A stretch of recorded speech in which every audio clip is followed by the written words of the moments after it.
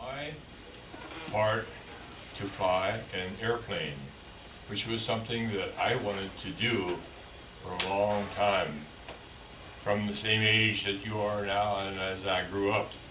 That was the thing that I wanted to do, one way or the other. And it became apparent that would have that opportunity if I joined in the service. Now, I have to say that it was a thrilling thing as long as I didn't before I landed here.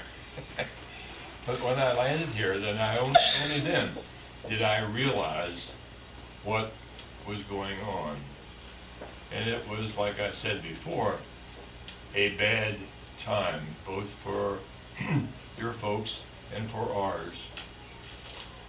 I flew the aircraft as part of the armada of aircraft that left this country and flew into Germany or someplace thereabouts. And our reception there wasn't very good. And they would shoot at us and we would drop bombs. And that was not a very friendly thing to do, but that was not really the thing that we were thinking about, being friendly. And so on one occasion, I had the misfortune to be hit very badly with anti-aircraft with guns, and we had to crash. Now, Mrs. Ricks has she has an album that has pictures of the airplane. I'm very sorry, it's quite a small picture, but if you'd all like to look at it later. That was the plane that Roger was flying when he crashed. And that was when he actually crashed down the road here at Kirby Beaton, when everybody turned up to find the plane had crashed. So Roger and his co-pilots were in this plane here, and that was called the Broad and High. They used to name planes with quite nice little names for each time they went out, and that was called the Broad and High. What? Is there a reason why it was called the Broad and High, is it? Pardon? Was there a reason why it was called the Broad and High? Well, sometimes there was a reason for the names, but it just so happened that the crew chief, they had what they called ground personnel that serviced the aircraft. And the man who was at the head of that lived in Columbus, Ohio. In Columbus, Ohio, the main roads are broad and high. And it was just sort of well, he thought about it lots of times where they came from. But in that case, it was his thought. So his hometown, so yeah, mainly his hometown. Had a meaning to it. In that crash, there were 4 boys who were killed. Now let me tell you something about the age of which we were at that time. When we left the United States to come to England, I had a crew of 10 boys. There was one who was 22 years old, one who was 23 years old. My co-pilot and myself were 20 years of age. We had just turned 20. And the rest of the boys were either 17 or 18 years old. We were actually, as I refer to it, a bunch of kids. But that was what most all of us were that were coming out in the Air Forces at that time. My co-pilot, who is actually visiting here at this moment, was hurt very bad for 2 years. 4 boys were killed. 3 boys decided that they weren't going to do the flying anymore. But after a little period of time where I was in the hospital, after I got out of the hospital, I decided to go back. flying again because I liked the idea of flying but not combat. I was fortunate enough to complete 35 missions over Germany, and then I went into another phase of flying, and I stayed here for a good length of time. The book that is here also shows the burial grounds up at Cambridge. The Cambridge area, it is absolutely gorgeous. 4 boys that died in a crash were interred there, buried there, but then later on, 2 of them, their bodies were taken back to the States and buried with their families. I have visited there, but there is also what they call a wall of honor. A great number of boys flying in the war were lost, and there never was any bodies found. And it is the matter that your brother or your uncle or somebody like that, they never knew what happened to them, but the names are there. And that is part of the tragedy of war. War is bad under any circumstances. It's a matter, war is usually because nations cannot agree to agree. So somebody has to, shall I say, intercede, and there's the bad part that comes in there, where people fight against people. But there was something nice grew out of the crash, if I can say that. In the little church at Kirby Beaton, there is a memorial plaque there. There's names of the 4 boys placed on there. A couple of years after that was put up, there was another plaque put up with 4 boys' names from the community of Kirby Beaton. And the plaques are side by side.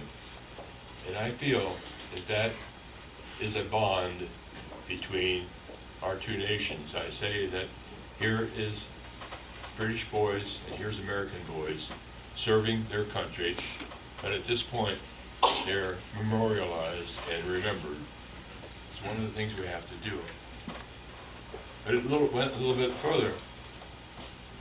My wife and I have traveled in your country a number of times, and Joanne has come along with me on one trip, two trips. And we dearly love your area, and we've traveled back and forth, and we've gone back to Kirby Beaton a number of times. But it wasn't until after that, after we'd been here a couple times, that I got a phone call one night. A lady on the phone from England. Now it was 9 o'clock, 9:30 our time, so that would have been 2:30, 3:30 your time, depending upon the time of the year. And the lady said there's a party in the city of Norwich that would like to talk to you. And lo and behold, after talking to this lady, the city of Norwich, I understand that coming in the roof of a home in which a number of people were playing. And Mr. Ricks here was one of those. And so after a period of time, we came back over to England to find this lady, and the night that we met this lady, she brought in a lot of other folks who had been with her as children at that time, playing there, and nearly having an accident happen over their head. And so that's one of the reasons that I have come back again a couple times. 4 years ago, we spent a lovely time with Mr. and Mrs. Ricks, and at this time, my co-pilot and his wife are spending their time there, and we're spending our time with some friends of theirs. And this is great. I've learned to love your country and to love you as an individual. And so, out of the bad that happened at that time, there was a lot of good that came on later on. So, So war is not good as it when it's happening, but sometimes nice things happen later on. If there's any questions? That'd be good, yeah. Anyone like to ask a question? Okay. How many engines Okay. See, yeah, we had, the airplane has 4 engines on each side, but when we crashed, this engine was out and the engine on the other side was out because we were hit with what we called anti-aircraft. The guns shot up and got us. But then we lost so much gas that we didn't have enough gas for the other 2 engines to take us along very far. So there were 4, but we only had 2 at the time. And then gradually we lost the 3rd one. And when the 4th one quit, it wasn't quite like an automobile. You run out of gas with an automobile, you just pull off to the side, stop. But that's what happened there. Yeah.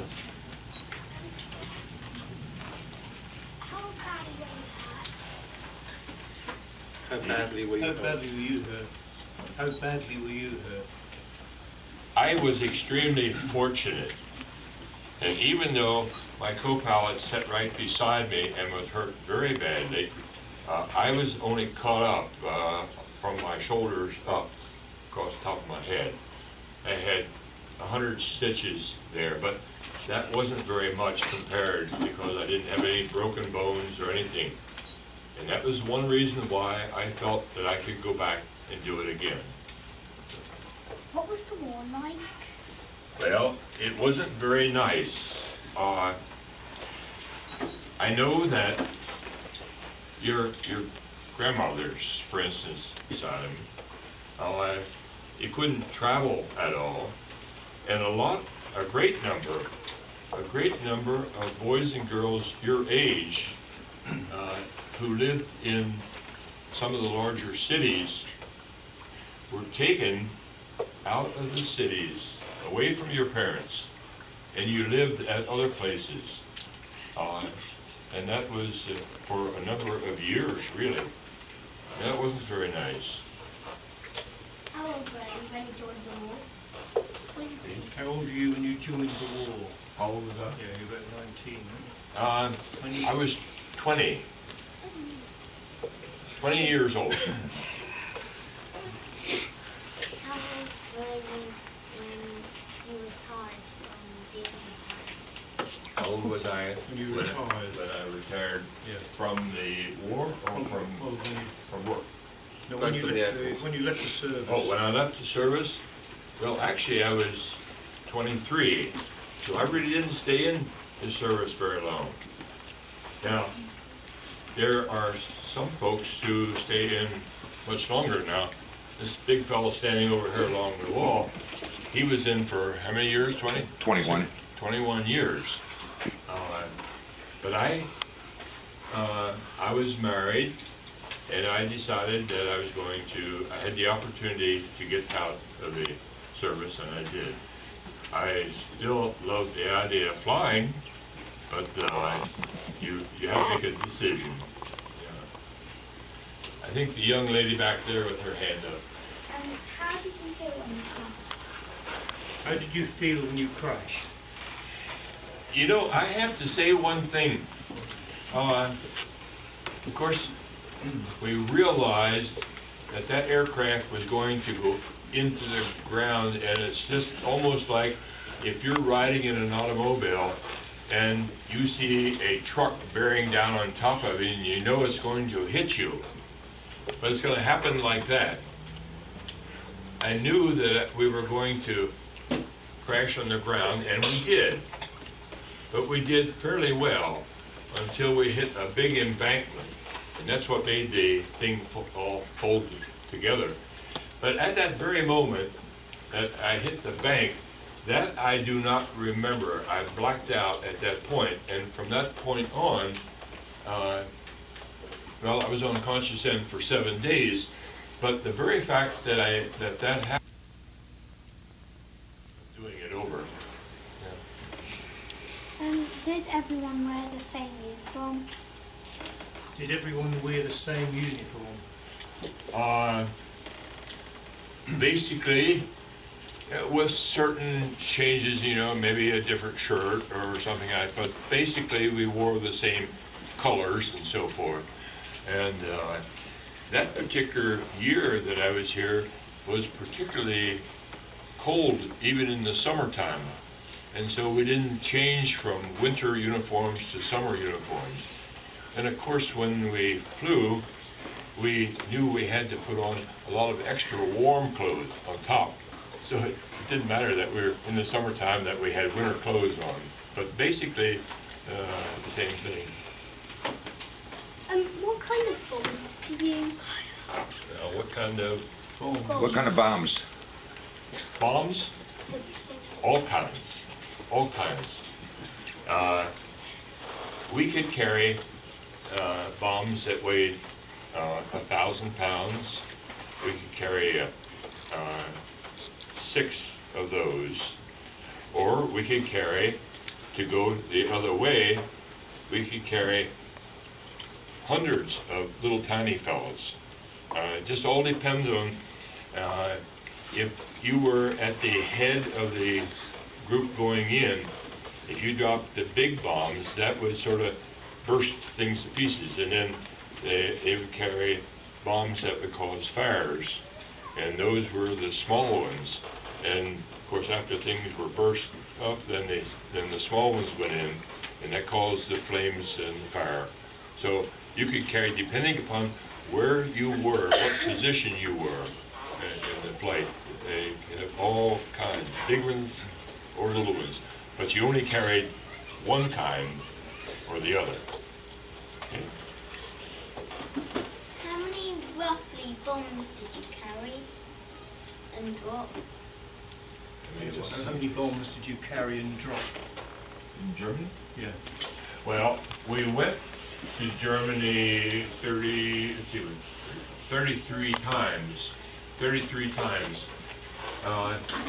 Now, the number of bombs I really wouldn't remember anymore, because, like I say, sometimes you carried only 6, or maybe smaller bombs, maybe you even carried 20 at a time or something like that. It was quite different every time. How did you feel when you went over to bomb Germany? How did you feel when you went over to bomb Germany? You were quite apprehensive, if I may say that. We would get up in the morning. Let's say this is the day that you're going to go. Somebody would come in and get you awake at 2 o'clock in the morning. And you would get yourself dressed. You would go and get your breakfast. And then you would go on to what we call the briefing room. And there they would tell us what was going on. Up until that time, we didn't know where we were going. But at that time, they would tell you, okay, maybe you're going to Magdeburg, Germany. Or maybe you're going to Berlin, Germany. Now, certain towns had a connotation of being rough. And some of them, they would tell you, well, now, this shouldn't be a bad mission this time. But you never knew. And you were very apprehensive about it. But then you would leave there and get a parachute. Everybody got a parachute.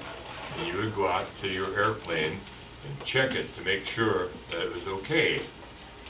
And then, at that point,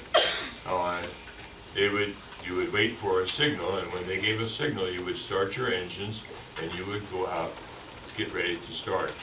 Now, at that point in time, that's when you really knew that you were going on a mission. Now, I'm going to tell you something. When I pulled out onto the flight line ready to go, I always asked my God to help me, because I felt that I was inferior as far as doing it myself. And I asked for help. Going into the target, usually you didn't mind flying your mission until you got within a couple miles of your target. And then all of a sudden, you started on the run toward the target. And then you would see a lot of flak, and that was shells that were coming up at you. And that's when it really got, I use the word hairy.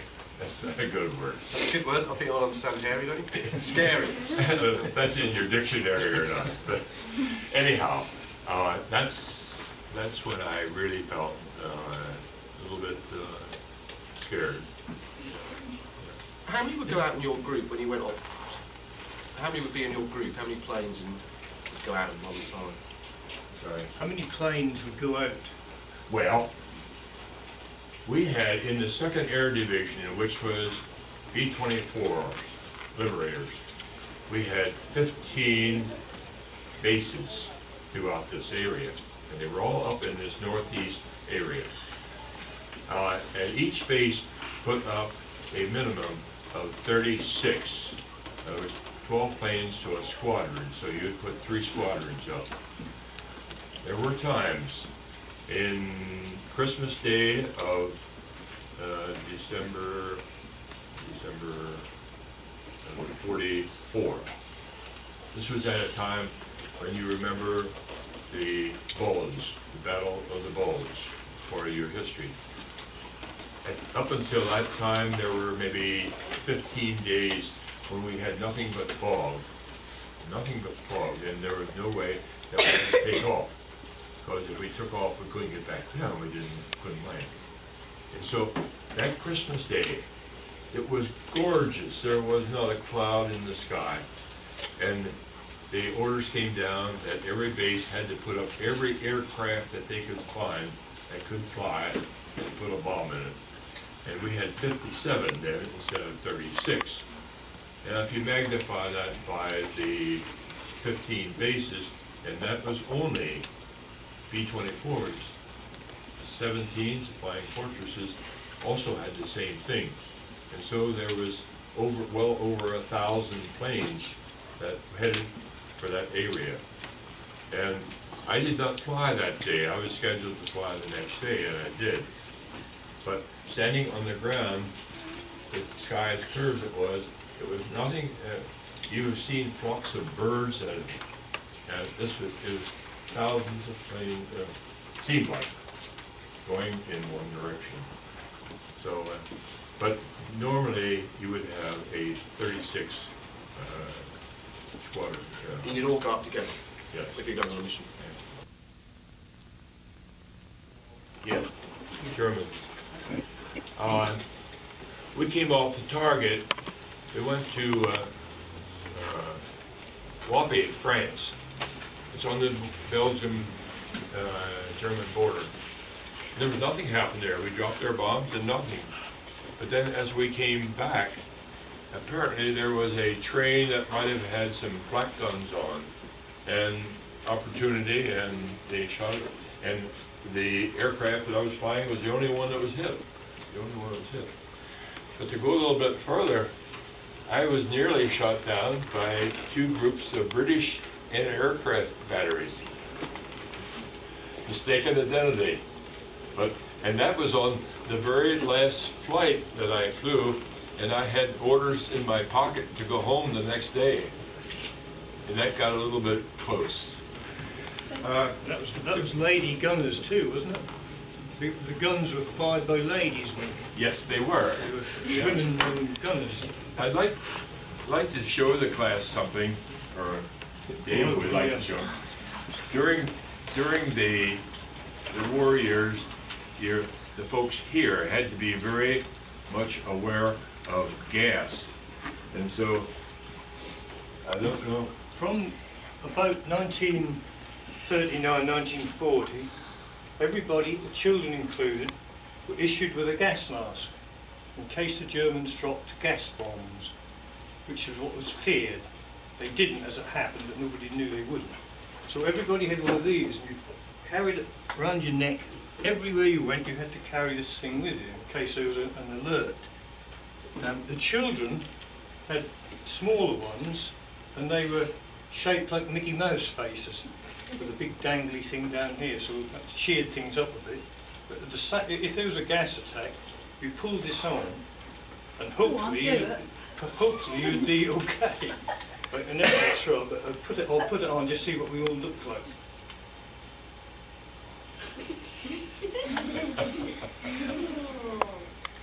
That's what we had to walk around in. They're not very comfortable, they're quite warm. So everybody would be walking around with these things on.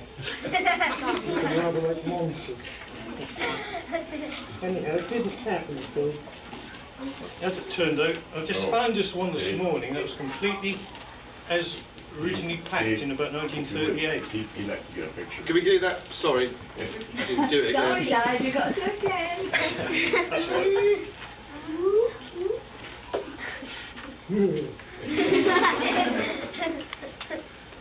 Excellent, thank you. I see a hand.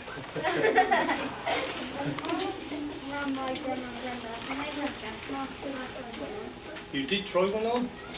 Did you look good? Yeah, anyhow, that was what we all had for a few years. And this was a completely untouched by a human hand.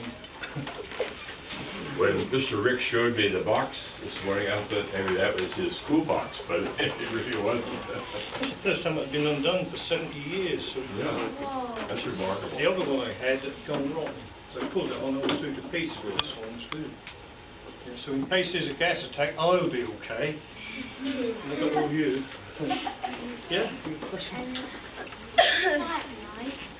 Oh yeah. Did you fly at night, Roger?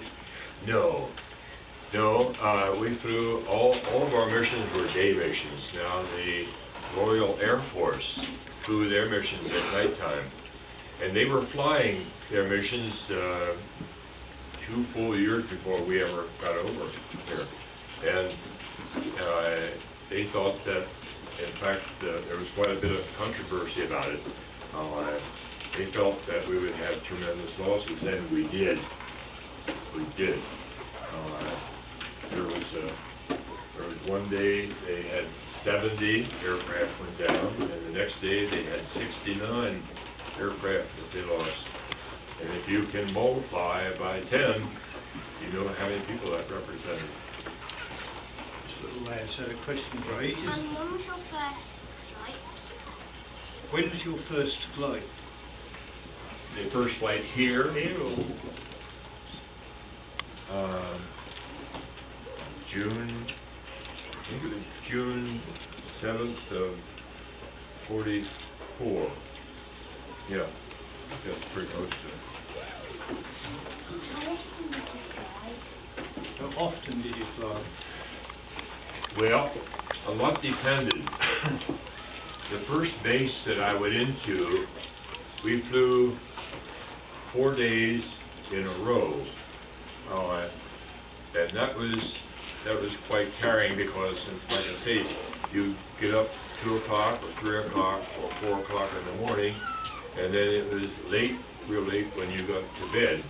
And then if you did that a couple of days, you really didn't have the strength to do it. But then there's sometimes that you would fly today and be off tomorrow and then fly the next day. It all depended. It all depended on how many pilots had to go up, how many planes had to You go could up. tell the children, Roger, how cold it was when you flew How cold? in the aircraft. Well, let me tell you, for every 1,000 feet that we go up, the temperature drops 2 degrees. And we usually flew at around 20 to 22,000 feet. So if you take that number and subtract it from your Minus 40 base, something. you would get down pretty cold. Now we had, in the aircraft, we had heaters, sometimes, suits that we wore. But if the aircraft got hit and the circuitry got broken, you didn't have that. So sometimes your toes were pretty cold when you got back.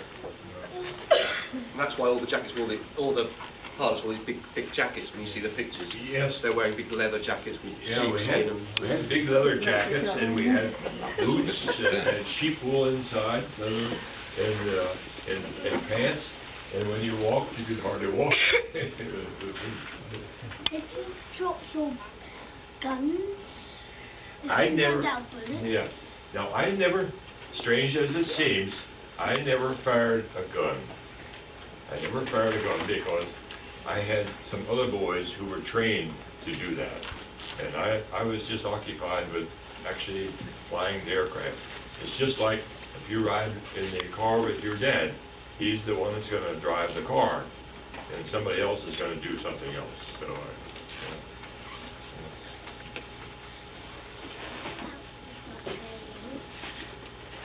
Where did you do your training? where did I train? Yeah. Okay,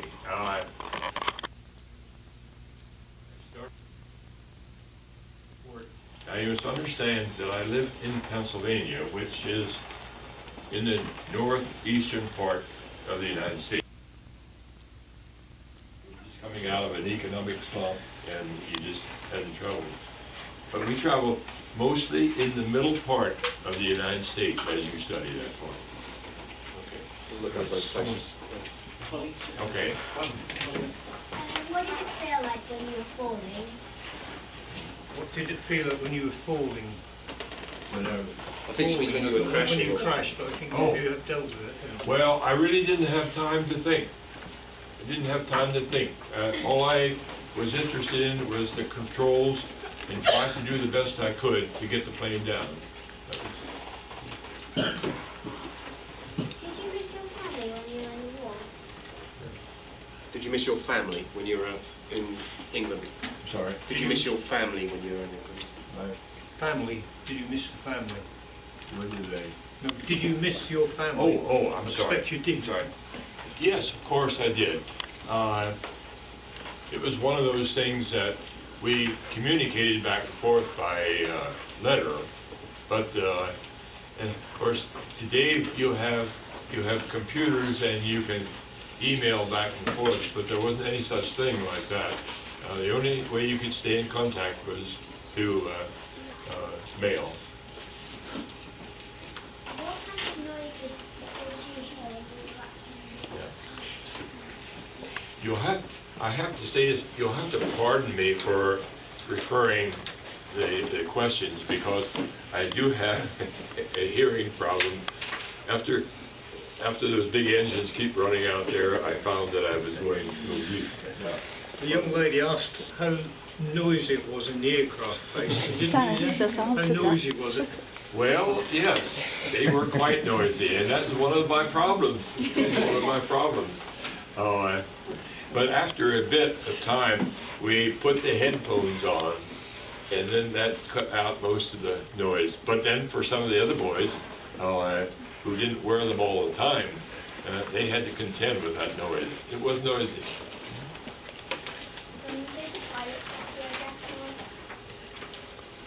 Did the pilots wear gas masks? Did the pilots wear gas masks? No, but, well, now it wasn't a gas mask, but we wore a mask in order to get oxygen. Because once we got up to 15,000 feet, there is very little oxygen to breathe at that. War, and he went in a Russian war camp. The great-granddad fought on the German side and went into a Russian POW camp. Oh. What were the Russian war camps like? Well, the war camps were not very nice at all. Let me qualify what I said there. Most of them, the fellows could live there. They were cut off from everything, you know. But the war camps were not anything like the concentration camps the Germans had. You did get some Red Cross things in sometimes. The bad part was when they would take a whole camp and try to move you to another camp. And they did that as the ground forces were moving into Germany. Germany didn't want these camps to be liberated. And that was the bad part about the camps. They lost a lot of fellows in these forced marches from one area, maybe halfway across the top of Germany. But while they were in the camps, it wasn't too bad there.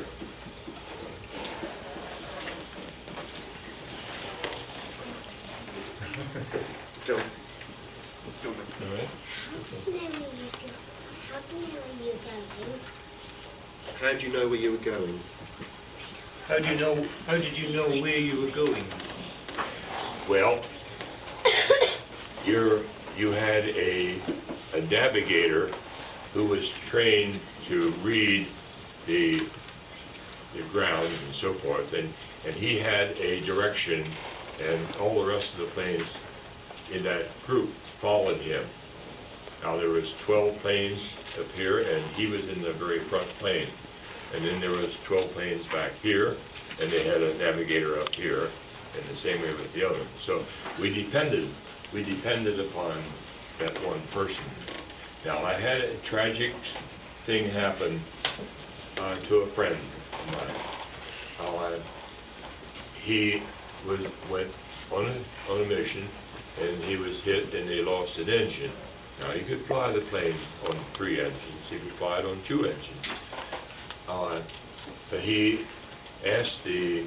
told the squadron leader about it. The squadron leader said, land at such and such a place in France. It so happened that he did not have a navigator on board. Not all the planes had a navigator, and he didn't know where that was. And so he thought, well, he'll stay heading west and gradually get back to England. But his calculations were a little off.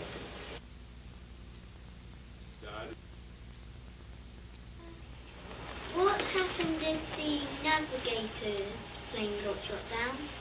Well, there was always, I say, he was in the lead ship, but they always had the next man, the next ship, had a qualified navigator, so he would just take over. It's like one of the missions that I had going on. I was flying, so hard to explain, but you have 1, 2, 3 ships, then you have 1, 2, 3 below here, and I was flying below here, and this ship got hit as we were coming into the target, and he went down, and then this ship spun over to take place, and he got hit, and he spun out, and so I moved up into the lead. You were all taught how to do that.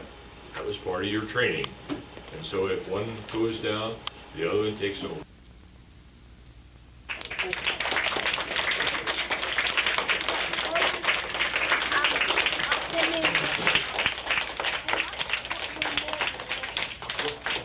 Thank you very much for inviting me to come over. I enjoyed it very much, and I hope that there was something that I said that would have been of interest to you. So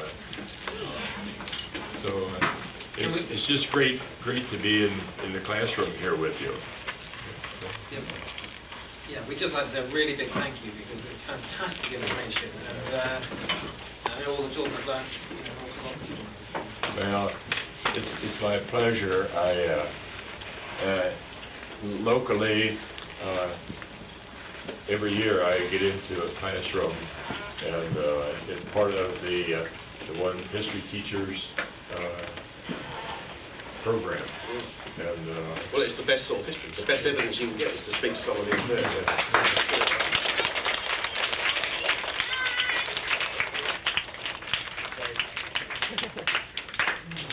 It's been my pleasure to be here, and I enjoyed each and every one of your questions. They were nice, yeah. So,